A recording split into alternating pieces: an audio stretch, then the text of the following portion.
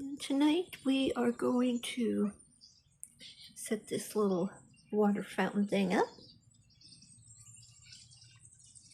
We have some old towels that we thought we'd fold at some point.